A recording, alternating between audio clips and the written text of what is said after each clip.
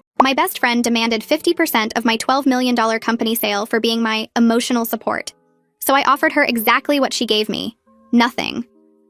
Me and Haley had been best friends since middle school. We did everything together, survived high school drama, picked the same college, even lived together junior year. After graduation, she got a marketing job at a big firm making decent money while I waited tables and worked on my business idea at night. I was developing this app that connected local farmers with restaurants, cutting out distributors and saving both sides money. Haley would listen to me talk about it over wine, nodding while scrolling her phone. She'd say it sounded cool, then change the subject to her work drama or whatever guy she was dating. I spent 2 years building this thing, teaching myself to code from YouTube videos, cold calling farms at 5 in the morning before my lunch shift, begging restaurants to try the beta version. I lived on ramen and eggs, wore the same 3 outfits, skipped everything fun to save money for server costs. Haley would complain I was boring now and never wanted to go out. She'd invite me to expensive brunches, then act hurt when I ordered water and the cheapest appetizer. When I finally launched, I had 12 farms and 8 restaurants signed up. Small, but it was working. The app started getting attention from local food bloggers. A tech investor reached out after his wife saw an article. Within 6 months, I had funding and could quit waitressing. Haley threw me a congratulations dinner at her place, made a big toast about how proud she was, posted photos everywhere calling me her CEO best friend. The business exploded after that. 200 farms in 3 states, major restaurant chains signing contracts, features in industry magazines. I hired a team, got office space, started paying myself an actual salary. Haley would drop by the office during her lunch breaks, telling everyone how she'd been there from the beginning, how she'd supported me through everything. She started calling herself my unofficial advisor on social media. Then came the acquisition offer. A major tech company wanted to buy the platform for $12 million. Not life-changing money after investor payouts and taxes, but enough to set me up nice and fund my next venture. I told Haley at dinner, excited to share the news with my oldest friend. She congratulated me, we drank champagne, everything seemed normal. 2 days later, Haley showed up at my office with a man in a suit. She introduced him as her attorney and said they needed to discuss her equity stake before the sale went through. I laughed, thinking it was a weird joke. It wasn't. Haley sat across from my desk and explained that she'd been my emotional support system during the building phase, my sounding board, my unofficial consultant. She'd sacrificed nights out to listen to my problems, given me advice on logo colors, even helped me pick the company name during a drunk conversation I barely remembered. Her lawyer had paperwork showing she deserved 50% based on her contributions as a founding advisor. I asked if she was serious. She said best friends who build something together should share the success. I reminded her she had a full-time job the entire time while I worked 80-hour weeks. She said emotional labor was still labor. I asked what specific work she'd done for the company. She listened to me vent, encouraging me when I wanted to quit, and was present during my journey. Her lawyer actually nodded like this was legitimate. I told them both to get out. Haley started crying, saying I was choosing money over friendship, that she'd believed in me when no one else did. She posted everywhere that I'd betrayed her after everything she'd sacrificed to support my dream. Mutual friends started texting, asking why I was being so cold to Haley. Some said she had a point about emotional support being valuable. Her mom called my mom, saying I'd broken her daughter's heart. That's when I decided to give Haley exactly what she'd earned. I pulled every text exchange we'd had during those 2 years. Hundreds of messages where I'd share updates about the business, and she'd respond with K or cool before sending 20 texts about her dating life. Found the emails where I'd begged her to review my business plan, and she'd never opened the attachments. The voice memos where I'd asked for feedback, and she'd say she was too tired from real work to think about my hobby. I compiled it all into a document showing her actual contribution, which was 0. Then I calculated the fair market value of emotional support. Turns out therapists charge about $200 an hour. Haley had maybe listened to me talk about the business for 40 hours total over 2 years, being generous. $8,000 of emotional support if we're calling it professional services. I had my lawyer draft an offer. $8,000 for her contributions as an emotional support consultant, contingent on her signing away any future claims to the company. Sent it to her lawyer with my documentation of her actual involvement, which was nothing. Her lawyer called back, and what he said made me laugh. He actually laughed and said his client would accept the $8,000 plus an additional $2 million as a good faith settlement to avoid litigation. I told him to go ahead and file whatever lawsuit he wanted because I had receipts for days. He went quiet for a second, probably not expecting me to call his bluff, then said he'd be in touch and hung up. I sat at my desk staring at my phone, hands shaking from anger more than fear. $2 million on top of $8,000 for doing literally nothing. The nerve of it made my skin hot. My attorney called that evening sounding almost excited. She explained that Haley's legal position was so weak that any judge with half a brain would throw it out immediately. She said we should let them file so we could countersue for legal fees and harassment. The way she said it made me think she actually wanted this fight, like she was tired of seeing people get away with shakedown attempts disguised as friendship. I asked if this would mess up the acquisition, and she promised it wouldn't, said frivolous lawsuits happen all the time in business deals, and the acquiring company would understand. I wanted to believe her, but my stomach still felt tight. I spent the next 2 days going through 6 years of friendship with different eyes, seeing all the moments where Haley made everything about her. Every celebration of mine became her photo opportunity. My app launch party turned into her chance to network and hand out business cards. My first investor meeting that I was nervous about got 3 texts of support from her, followed by 40 texts about some guy who didn't text her back. Every struggle of mine became background noise to her dating drama or work complaints. I found old journal entries where I'd written about feeling alone even though I had a best friend, not understanding why I felt that way. Now I understood. She was never actually there. The mutual friend texts got worse. People I barely talked to anymore were suddenly messaging me demanding I just give her something to keep the peace. They said it wasn't worth losing a friendship over money, that I was being stubborn and cold. I started screenshotting every message where they put Haley's feelings over the fact that she was literally trying to steal millions from me. One girl I knew from college wrote this long text about how success changes people, and maybe I should remember where I came from.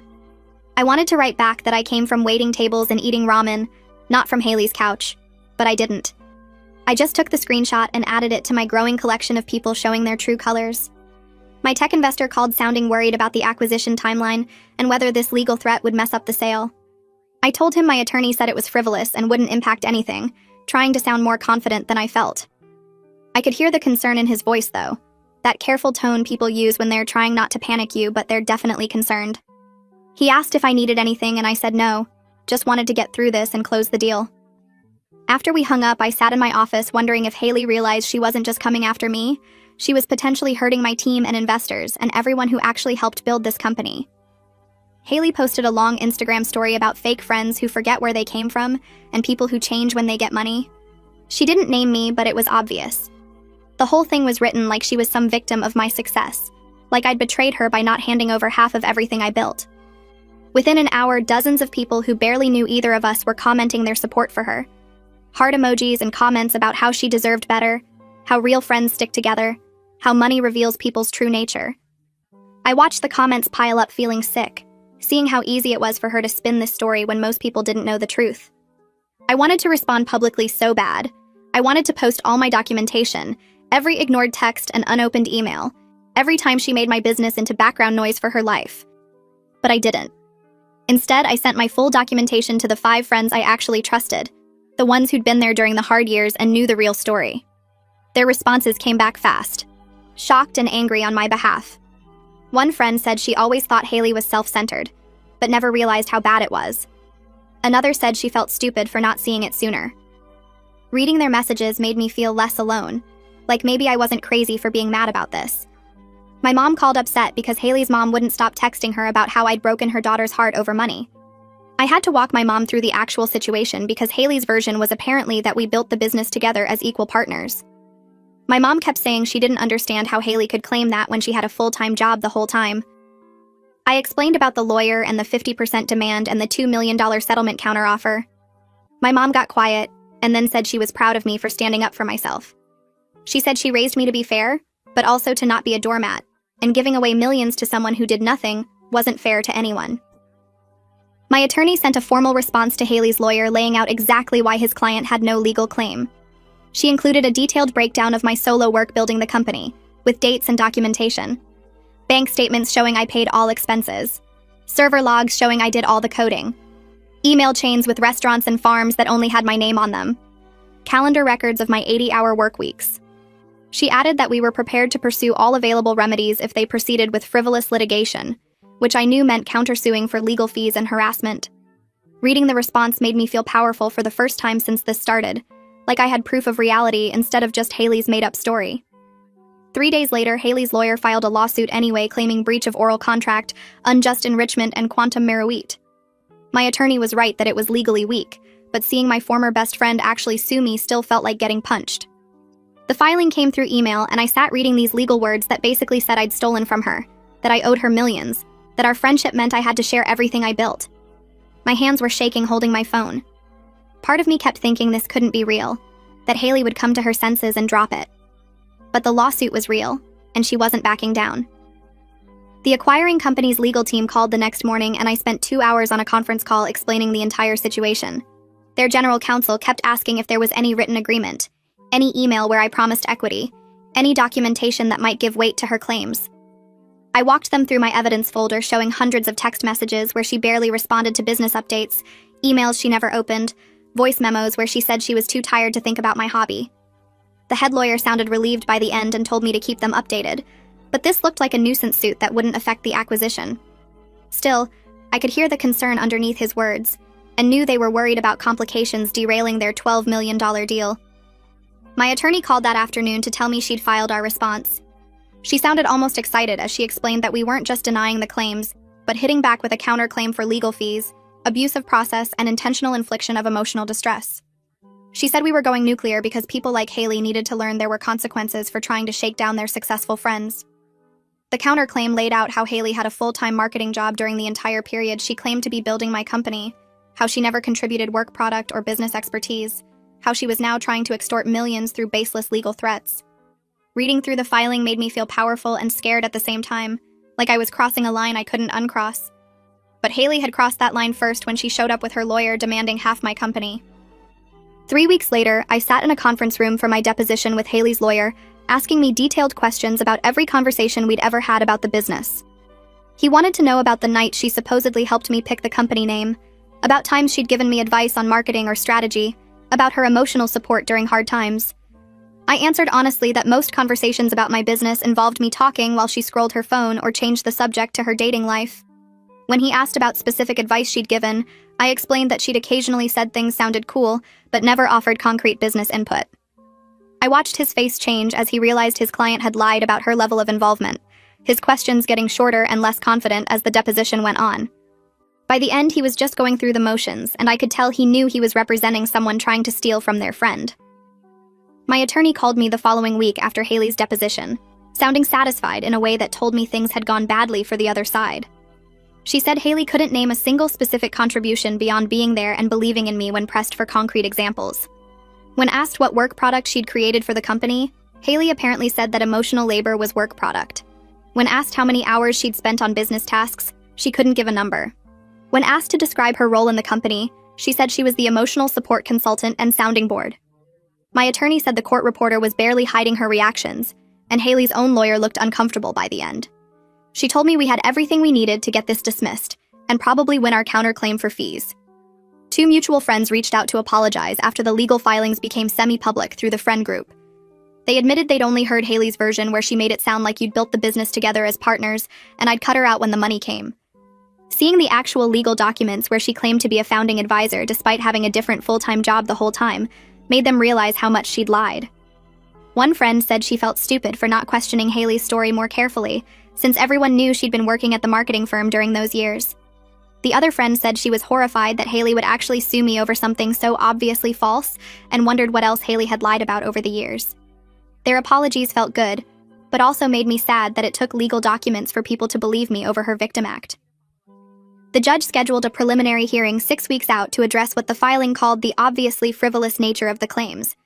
My attorney was confident we'd get most of it dismissed immediately since Haley had no evidence of any agreement or actual business contribution. But she warned me that even with a weak case, the process still meant months of my life consumed by this legal battle. Court dates and lawyer meetings and constant stress about what Haley might claim next. The acquisition was moving forward, but I had to disclose the lawsuit to the acquiring company and watch their lawyers get nervous about potential complications. Every day felt like carrying extra weight knowing my former best friend was actively trying to steal millions from me through the legal system. I threw myself into work to avoid thinking about the lawsuit, focusing on the acquisition transition and making sure my team was taken care of. I spent long hours documenting processes and training the acquiring company's staff on the platform systems. Several employees pulled me aside to say they were disgusted by what Haley was doing because they'd seen how hard I worked to build this company. One developer said he remembered me sleeping in the office during the early days, while Haley posted Instagram stories from fancy brunches. Another employee said she'd met Haley a few times when she stopped by the office and always thought it was weird how she acted like she was part of the company when she clearly worked somewhere else. Their support helped but couldn't completely erase the stress of knowing someone was trying to destroy what I'd built. Haley's social media campaign continued with vague posts about betrayal and people showing their true colors when money gets involved. She posted quotes about fake friends and loyalty and standing up for yourself against people who use you. I noticed she'd lost some followers but gained others who loved drama and left supportive comments without knowing the actual situation. The whole thing felt like she was performing victimhood for an audience, crafting a narrative where she was the wronged friend instead of someone trying to steal millions. Part of me wanted to respond and share my side publicly, but my attorney said that would only make things worse and feed into Haley's victim story. So I stayed quiet and watched her build this false narrative while I had legal documents proving the truth. My attorney discovered that Haley's lawyer was working on contingency after doing some research into his practice. That meant he only got paid if they won or settled, usually taking 1/3 of whatever Haley received. She explained this was why he'd filed despite the weak case since he was basically gambling that I'd settle to avoid hassle and legal fees. If he could scare me into paying even a few $100,000 to make it go away, he'd walk away with a nice chunk of money for minimal work. My attorney said these kinds of lawyers prey on successful people's desire to avoid drama and litigation costs. But we weren't settling because giving in would just encourage more people to try shaking down their friends with bogus lawsuits. The preliminary hearing finally arrived, and I sat in the courtroom watching the judge read through the filings looking increasingly annoyed. He asked Haley's lawyer to explain what specific work product or business contribution his client provided to justify a claim for half the company. The lawyer's answer was rambling nonsense about emotional labor and friendship and being present during the journey, and how modern business relationships include non-traditional contributions. The judge cut him off and asked for concrete examples of work performed, contracts signed, business decisions made, or intellectual property created. The lawyer stumbled through more vague language about support systems and belief and encouragement. I watched the judge's expression shift from annoyed to openly skeptical as he realized this lawsuit was exactly as frivolous as our filing claimed it was. The judge's voice cut through the courtroom silence like a knife. He dismissed the breach of contract claim first, stating there was no written agreement and no evidence that one ever existed. The quantum Merowit claim went next because Haley couldn't demonstrate any actual services she'd provided that had value to the business. I watched her lawyer's face go pale as the judge worked through each claim with clinical precision. Then came the part that made my stomach drop. The unjust enrichment claim would proceed because at this preliminary stage the court had to assume all of Haley's allegations were true. My attorney squeezed my arm and whispered that this was expected, that we'd kill it at summary judgment, but hearing the judge say one claim survived felt like losing. Walking out of the courthouse afterward, I saw Haley standing near the exit with her lawyer. She was facing away from me but turned when she heard the door open. Our eyes met for maybe 2 seconds before she looked down at her phone and walked quickly toward the parking lot. Something about that moment hit me harder than the hearing itself. She actually believed her own story. She'd convinced herself that listening to me talk about the business over wine made her a founding partner. The delusion was so complete that she'd hired a lawyer and filed a lawsuit based on nothing but her twisted version of our friendship. I stood there watching her disappear around a corner and realized I'd never really known her at all. My attorney filed the summary judgment motion 3 days later. She spent an entire afternoon walking me through the legal strategy, explaining that even if the court accepted every single thing Haley claimed as absolute truth, she still had no legal basis for recovery. Emotional support doesn't create business partnerships. Listening to someone talk doesn't entitle you to their profits. Being present during someone's journey doesn't give you ownership of their destination. Requested Reads is on Spotify now. Check out link in the description or comments. The motion was 50 pages of legal arguments backed by case law showing that friendship, no matter how Haley wanted to spin it, wasn't a contract. My attorney said we'd have a ruling within 60 days unless the judge was completely incompetent, and based on the preliminary hearing, she didn't think incompetence was the issue. The acquiring company's CEO called me 2 days after we filed the motion. I'd met him twice during negotiations, but this felt different, more personal. He told me he wasn't worried about the lawsuit affecting the deal because his legal team had reviewed everything and agreed it was nonsense. Then he shared something I hadn't expected. Years ago, when he'd sold his first company, a college friend had tried to claim he deserved equity because he'd let the CEO crash on his couch during the startup phase. The friend had actually hired a lawyer and sent threatening letters about how he'd provided housing and emotional support during the crucial early days. The CEO had learned the hard way that success brings out the worst in people who feel entitled to benefit from your work without doing any of the work themselves. He said watching me handle Haley with clear boundaries and documentation reminded him of what he wished he'd done differently. I started seeing a therapist the following week. My attorney had suggested it during one of our meetings, saying the legal battle was one thing, but processing the emotional damage was something else entirely. The therapist's office was in a building downtown with plants everywhere and soft music playing in the waiting room. I sat on her couch that first session and tried to explain how I felt about losing my oldest friend. She listened without interrupting while I talked about all the memories we'd shared, the inside jokes and late-night conversations and years of history that felt like they meant something. Then she asked me a question that changed everything. She wanted to know if I was mourning the friendship I'd actually had, or the friendship I'd believed I had. I realized I was grieving something that had never really existed. Haley's lawyer filed his response to our summary judgment motion 6 weeks later.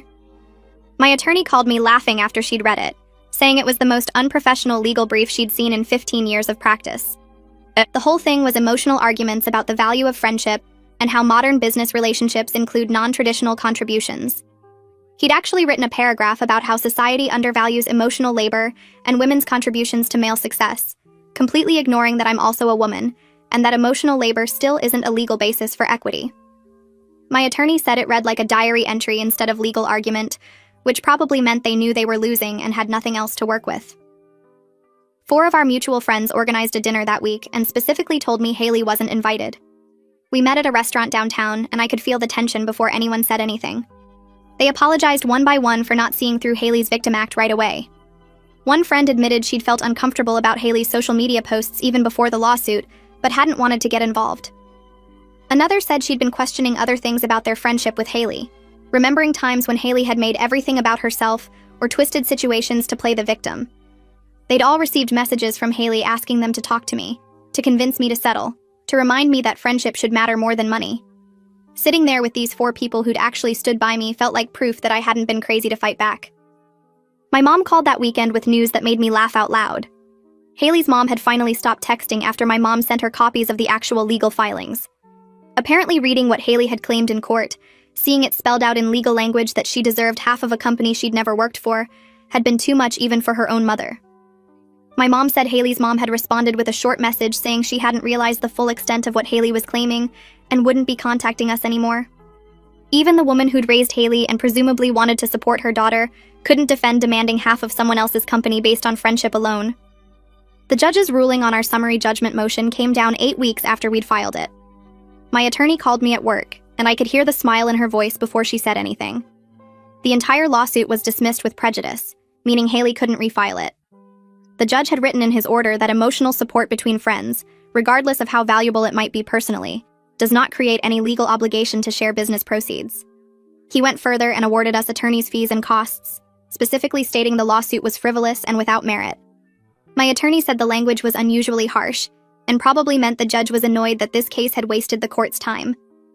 I sat at my desk staring at the email with the court order attached, and felt something shift inside my chest. 2 days later, Haley's lawyer filed a notice of appeal. My attorney called it a delay tactic before I could even panic about it. She explained that the ruling was legally sound and we'd win the appeal easily, but it meant another few months of this dragging on while the appellate court reviewed everything and reached the same conclusion the trial judge had. I shifted my focus to the acquisition deal, pushing through the final paperwork and negotiations with the tech company. My attorney kept me updated on the appeal status, but she was confident it wouldn't affect anything. The acquiring company's legal team did one more review of everything, checking that the lawsuit dismissal was solid and final. Their CEO called me personally to say they were impressed by how I'd handled the whole situation. He told me most entrepreneurs would have panicked or settled just to make it go away, but I'd protected the business and stood my ground. The call made me feel like I'd done something right beyond just building a good product. Over the next 3 weeks, we finalized every detail of the sale. I met with my team to explain what would happen after the acquisition, making sure everyone knew their jobs were secure and the new company valued what we'd built. Several employees pulled me aside to say they were glad I hadn't let someone take credit for work they didn't do. One of my developers told me he'd watched me code at 3 in the morning during the early days, and he knew exactly how much I'd sacrificed to build this thing. The sale closed on a Tuesday morning in a conference room downtown. I signed what felt like 100 pages while lawyers from both sides witnessed everything. When it was done, the acquiring company's CEO shook my hand and welcomed me to their advisory board. I walked out of that building knowing I had $4 million coming after all the investor payouts and taxes were processed. It wasn't enough to retire at 30, but it was real money that I'd earned myself through years of work nobody else wanted to do. The wire transfer hit my account 3 days later, and I just stared at the number on my phone screen for a solid 5 minutes. $4,200,000. Money that represented every early morning farm call, every night teaching myself to code, every restaurant pitch, every server shift where I'd been too tired to stand. I'd built something real, and someone paid me real money for it, and not a single dollar of it belonged to anyone who hadn't actually worked for it. My attorney called that same afternoon with news about the appeal. She'd filed our motion to dismiss it as frivolous, and requested additional sanctions against Haley for wasting everyone's time with meritless litigation.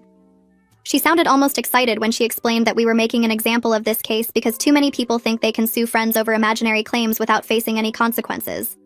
She said the appeals court had all our documentation showing Haley's complete lack of involvement, and the trial judge's ruling had been so clear that there was basically nothing for them to overturn. I asked how long the appeal process would take, and she estimated maybe a month before we'd hear something. I spent that month setting up my financial life properly for the first time ever. I met with a financial advisor, opened investment accounts, paid off the tiny amount of debt I still had from the early business days.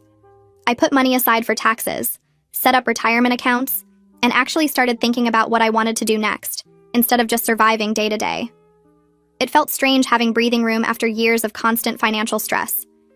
3 weeks and 2 days after my attorney filed the dismissal motion, she called me while I was grocery shopping. The appeals court had dismissed Haley's appeal without even requiring us to file a response brief. They'd read the trial court record, looked at our motion, and decided the whole thing was so obviously frivolous that they weren't going to waste time on oral arguments or briefs. Even better, they'd awarded us additional attorney's fees plus $15,000 in sanctions against Haley personally for pursuing litigation that had no legal merit. My attorney was practically laughing when she explained that the appeals court had used language in their order that basically called out Haley for trying to abuse the legal system. I stood in the produce section holding a bag of apples and felt this wave of satisfaction that was almost scary in its intensity. 2 days later, my attorney forwarded me an email from Haley's lawyer. He was withdrawing from representing her, effective immediately. The email was professional, but you could read between the lines that he was done working for free on a case he'd now lost twice. My attorney said most contingency lawyers will stick with an appeal if they think there's any chance of winning, but this guy had clearly realized Haley had lied to him about her actual involvement in my company. I felt a grim sort of satisfaction knowing that Haley's attempt to steal from me was now costing her money instead of making her rich. She'd have to pay our attorney's fees from both the trial and the appeal, plus the sanctions from both courts.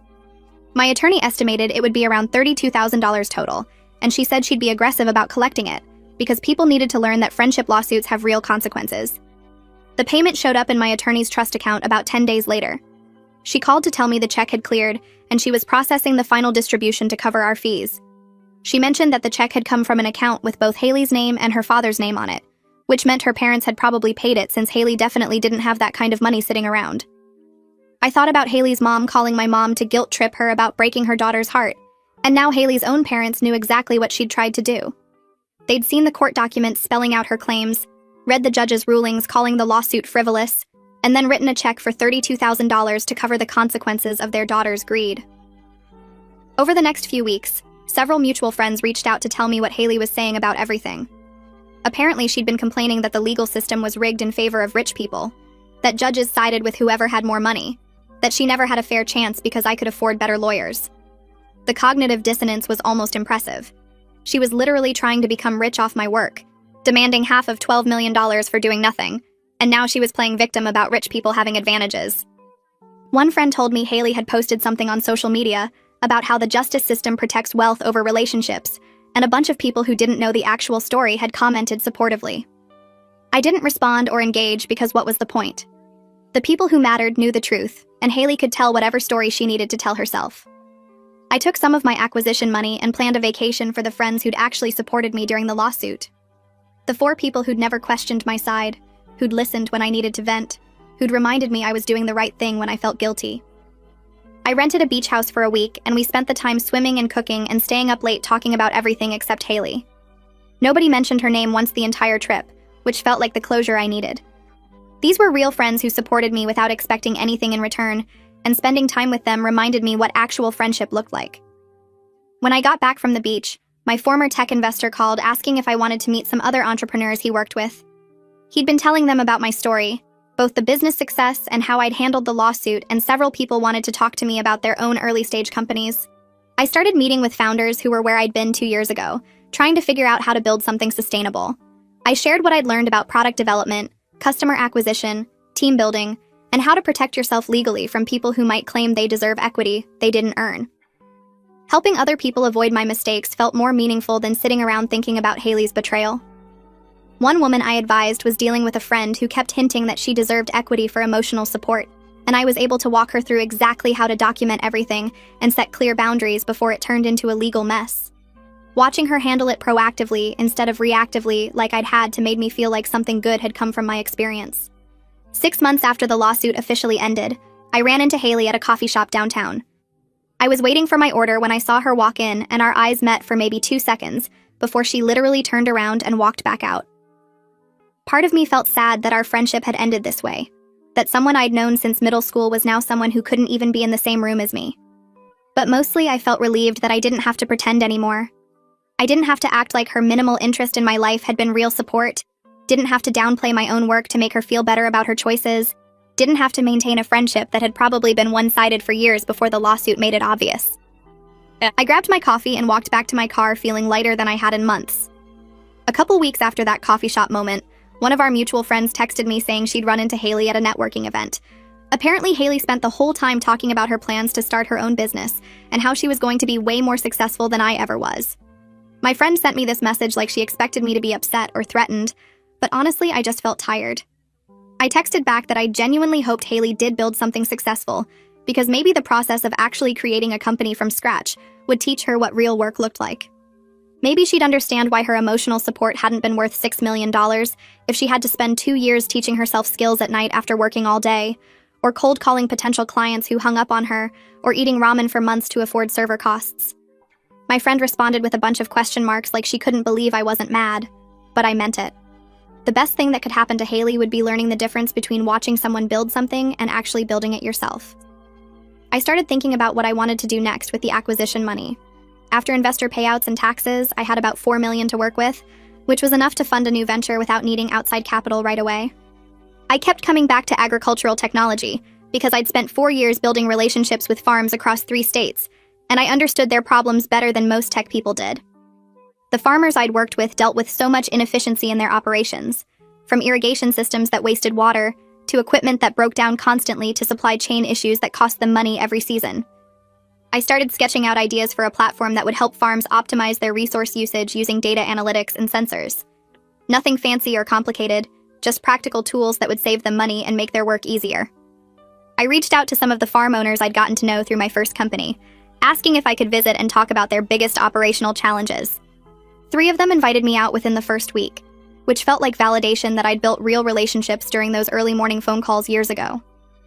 I drove out to a dairy farm about 2 hours away and spent the afternoon walking around with the owner while he explained his irrigation problems and showed me his equipment maintenance logs. He trusted me enough to share actual numbers about his costs and losses, which was exactly the kind of data I needed to build something useful. The work felt good in a way that had nothing to do with Haley or the lawsuit or any of that drama. This was just me doing what I was good at, identifying problems and figuring out solutions. A few days later, my attorney sent me a final letter officially closing out the case. She wrote that she was proud of me for standing up for myself and not backing down when Haley tried to intimidate me with legal threats. The letter said that too many people settle these friendship shakedown attempts because they feel guilty about their success, like they somehow owe other people a share of what they earned through their own work. She explained that fighting back the way I did protects everyone because it sets a precedent that you can't just demand money from successful people by claiming you provided emotional support. Her letter made me think about how many entrepreneurs probably face similar situations and just pay people off to make the problem go away. I wondered how many people had given money to friends or family members who felt entitled to their success, not because they actually deserved it, but because saying no felt too hard or too mean. My attorney ended the letter by saying I should be proud of myself for drawing clear boundaries and protecting my work, and that she hoped more people would follow my example. Reading that letter felt like permission to finally move on completely from the whole situation. I decided to write about the experience without naming Haley, or including any details that would identify her specifically. I focused on the lessons I'd learned about boundaries, about documenting everything in business relationships, about not letting guilt override common sense when people make unreasonable demands. And I wrote about how emotional support between friends is valuable and important, but it doesn't create any obligation to share business proceeds unless there was an actual agreement and actual work contribution. The post was pretty straightforward, just me sharing what happened and what I learned, but I published it on a few entrepreneur forums and subreddits where I thought it might help other people. Within 2 days, the post had thousands of views and hundreds of comments. My inbox filled up with messages from people telling me they'd dealt with almost identical situations, friends or family members who demanded money after they became successful. One woman told me her sister tried to claim ownership of her bakery because she'd taste-tested recipes during the development phase. Another person said their college roommate demanded equity in their software company because they'd let them complain about coding problems over beers. The stories were all slightly different, but the pattern was exactly the same: people who hadn't done the actual work feeling entitled to the rewards. Several people thanked me for writing about it because they'd felt alone in dealing with these situations and guilty for saying no to people they cared about. Reading all those messages made me realize how common this problem was and how few people talked about it openly. A week after the blog post went viral, I started getting emails from people asking if I'd speak at events about building businesses and handling difficult personal situations that come up when you become successful. A women's entrepreneurship group wanted me to talk at their monthly meeting. A startup incubator asked if I'd do a panel discussion about protecting yourself legally as a founder. A business school invited me to speak to their students about real-world challenges that don't get covered in classes. I said yes to all of them because I realized my experience, as painful as it had been, actually positioned me to help other people avoid similar problems or handle them better if they came up.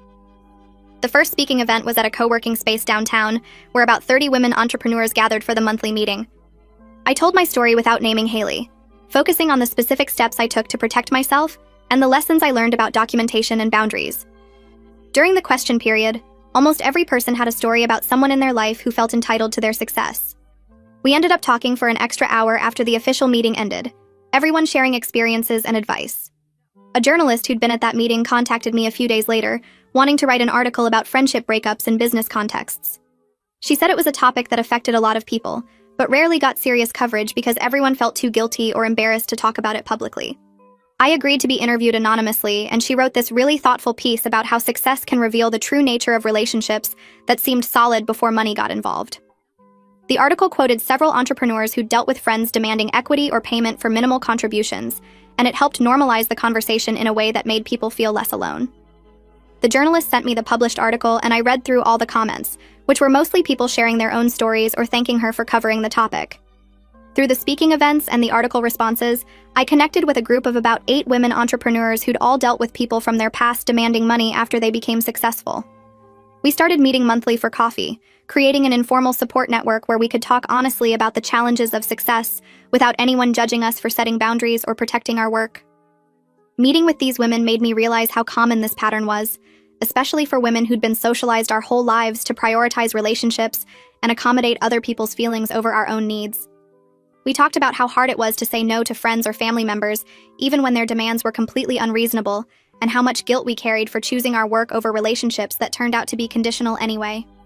My new company started gaining some real traction as I developed the agricultural technology platform. I had working prototypes of the sensor systems, and I'd signed agreements with 5 farms to test the platform over the next growing season. But this time around, I was much more careful about who I discussed the business with and how much detail I shared. I'd learned that not everyone deserves access to your dreams and plans, even people you care about, because some people will use that information against you later or feel entitled to your success just because they knew about it early. I kept my circle small and only talked specifics with people who had actual expertise to contribute or skin in the game through investment or partnership. One afternoon, I got a message on LinkedIn from someone who said they used to work with Haley at her marketing firm. The message explained that Haley had been fired a few months ago for repeatedly taking credit for work other people did, claiming she'd led projects she barely contributed to, and putting her name on presentations other team members had created. The person said they'd seen my blog post and recognized the pattern immediately, and they wanted me to know that Haley's behavior with me wasn't an isolated incident, but part of how she operated in general. I sat there staring at that message for a long time, not feeling happy about Haley losing her job, but not surprised either. The pattern had always been there. I just hadn't wanted to see it clearly when we were friends. She'd always been quick to take credit and slow to do actual work, always ready to be in the photos celebrating success, but never around for the hard parts of building something. I thanked the person for reaching out and then closed LinkedIn, not wanting to think about Haley anymore. I took some of my acquisition money and started investing in other women-founded startups, wanting to support entrepreneurs who were actually doing the work and building real businesses. I wrote checks to a food delivery platform, a sustainable clothing brand, and a healthcare technology company, all founded by women who reminded me of myself a few years ago, working crazy hours and betting everything on their vision. Several of the founders told me that having an investor who understood the journey made a huge difference, someone who knew what it felt like to build something from nothing and didn't expect overnight results or easy answers. I started seeing a therapist about 3 months after the lawsuit ended, not because I felt broken, but because I wanted to understand what had happened and make sure I learned from it. The therapist's office was in a converted brownstone with soft gray walls and plants everywhere, and during our first session, I explained the whole situation with Haley from start to finish. The therapist listened without interrupting, and then asked me what I'd learned about myself through the experience. I thought about it for a minute before answering that I'd learned I could stand up for myself even when it cost me relationships, and that felt like a strength I didn't know I had. The therapist nodded and said that many people struggle their entire lives to set boundaries because they're afraid of being seen as selfish or mean. We spent the next several sessions talking about how the lawsuit, despite being painful, actually gave me clarity about who I am and what I value. I learned that protecting my work wasn't just about money, but about respecting the effort and sacrifice that went into building something real. The therapist helped me see that Haley's lawsuit was probably the clearest gift she could have given me because it forced me to stop pretending our friendship was something it wasn't. Around the same time, I reconnected with some friends from my waitressing days who'd seen me during the building phase. I met 3 of them for dinner at the same restaurant where we'd all worked together, and walking through the doors brought back memories of coming in for lunch shifts exhausted from coding all night. We sat at a booth in the back, and they asked about the company sale and the situation with Haley, which they'd heard about through mutual connections. I gave them the short version, and they all shook their heads, saying they weren't surprised Haley had pulled something like that. One of them, Sarah, said she remembered how I used to bring my laptop to work and code during slow periods while Haley would come by for free appetizers and complain about her office job. Another friend mentioned that they'd always known I'd succeed because they saw the dedication and sacrifice firsthand, watching me work doubles to save money for server costs and skip staff drinks to go home and work on the app.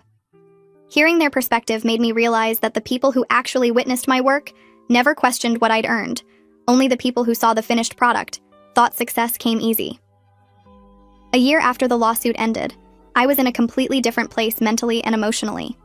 I had stronger boundaries with everyone in my life, not just about business, but about my time and energy in general. I'd developed better judgment about people, learning to watch what they did rather than believing what they said. My confidence in handling difficult situations had grown because I'd faced the worst-case scenario of someone I loved trying to destroy me, and I'd survived it. I looked at my life and saw that I'd built something real again with the new company, but this time I was surrounded by people who actually contributed, rather than people who just wanted to be associated with success. The difference was obvious in every interaction, from how my team communicated to how investors engaged with the business. I started each day feeling grateful for the clarity the lawsuit had given me, rather than bitter about what I'd lost.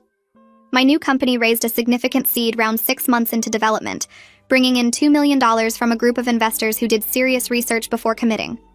During the final pitch meeting, one of the lead investors mentioned that they'd looked into the Haley situation as part of their background check on me. I felt my stomach drop thinking this might hurt the deal, but the investor said it actually gave them more confidence in my leadership. He explained that how I handled the lawsuit demonstrated character and business judgment, showing I could make hard decisions and protect company assets even under emotional pressure. Another investor added that too many founders let personal relationships cloud their business sense, and my willingness to fight a frivolous lawsuit rather than just paying to make it go away showed the kind of backbone they wanted in a CEO. The lead investor said they'd seen plenty of successful first-time founders who struggled with their second venture because they got soft or lost their edge, but my track record showed I was getting sharper and more focused. We closed the round 2 weeks later, and I used part of the money to hire my first employees for the new venture. I was deliberate about building a healthy company culture from the start, learning from both the successes and mistakes of my first company. I interviewed candidates carefully, asking about their work style and what kind of environment helped them do their best work. I hired 5 people in the first wave, all of them experienced in agricultural technology or software development, and I made sure each person understood exactly what they were signing up for. During the offer process, I shared equity appropriately with people who actually contributed, giving each early employee a meaningful stake in the company based on their role and expected impact. Setting up the equity structure felt like reclaiming the concept from Haley's distortion of it, proving that sharing ownership made sense when people actually built something together. My new team started work in a small office space near the university, and within the first month I could tell we had something special based on how people collaborated and pushed each other to do better work. One afternoon, I got coffee with one of the mutual friends who'd stayed neutral during the lawsuit, and she mentioned that Haley had moved to a different city about 6 months ago. The friend said Haley seemed to be doing okay based on her social media, working at a new company and posting pictures of her apartment and new neighborhood. I felt genuinely neutral hearing the update, not happy or sad or curious about details. I told my friend I hoped Haley was happy, but I had no desire to reconnect or know more about her life. The friend nodded and said she understood, then changed the subject to talk about her own work situation. Walking back to my office after coffee, I realized that true healing wasn't about forgiving Haley or understanding her perspective. It was about reaching a place where she simply didn't matter to my life anymore. I spoke at a conference about building sustainable businesses 3 months later, presenting to a room of about 200 entrepreneurs and investors.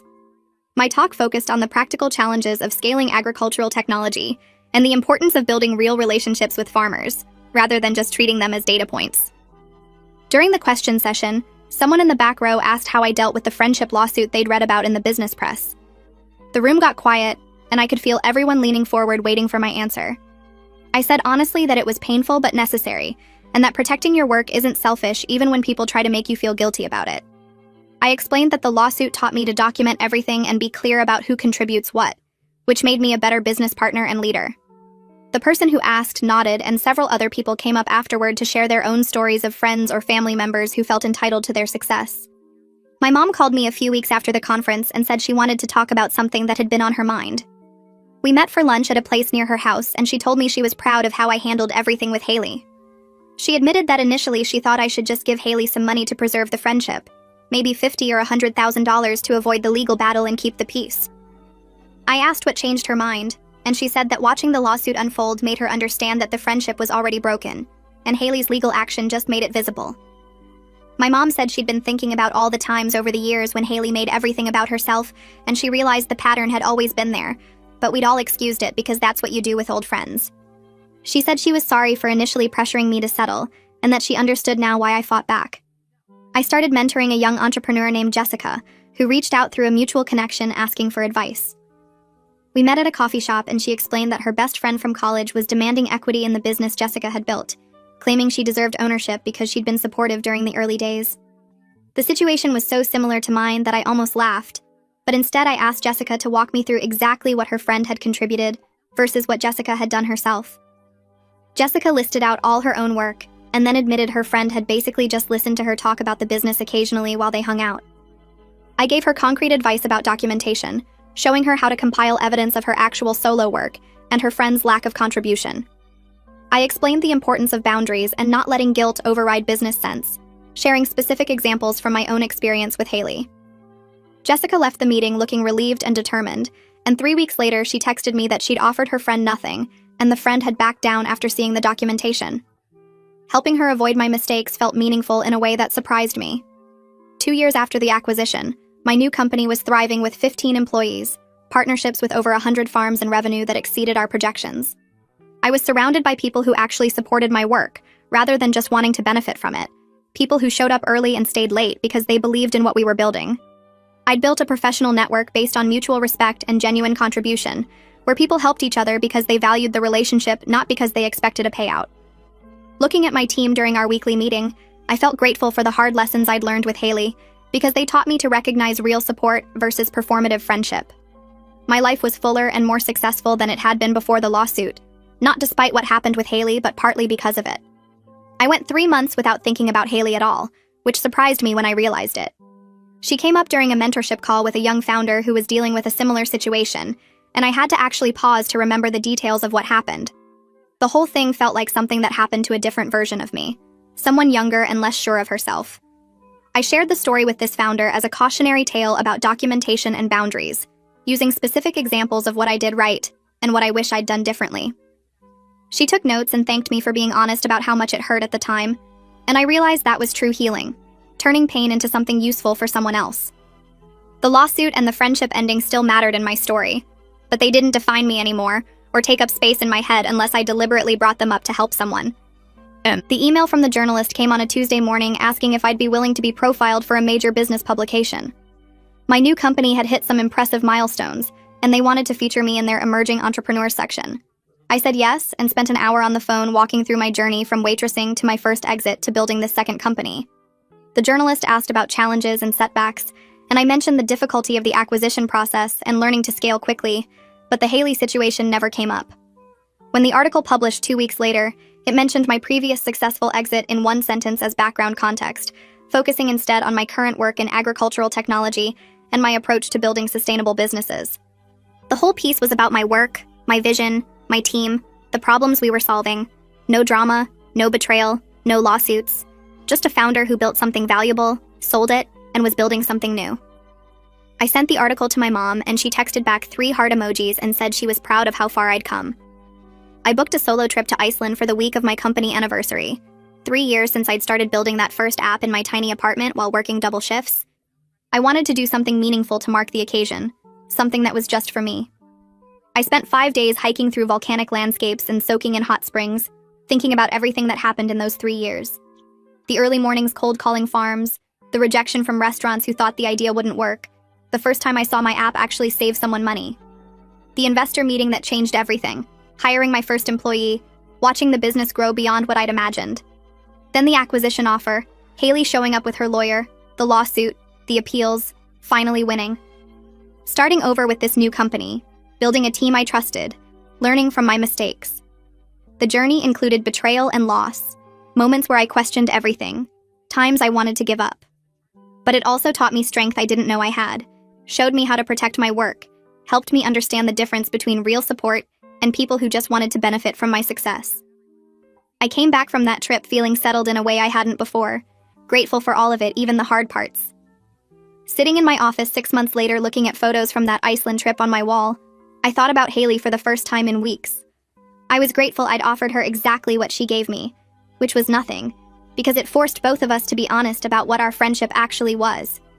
She wanted credit for my work without doing the work, wanted to benefit from my success without supporting the struggle, wanted half of something she never helped build. Fighting back instead of giving in to guilt taught me to set boundaries and protect what I created. I lost a friendship, but I kept my integrity and my self-respect. Now I was surrounded by people who genuinely supported me, who showed up when things were hard, not just when things were successful, who celebrated my wins without asking what they'd get out of it. My business partner, my team, my real friends, the mentors who gave me actual advice. These were the people who belonged in my life.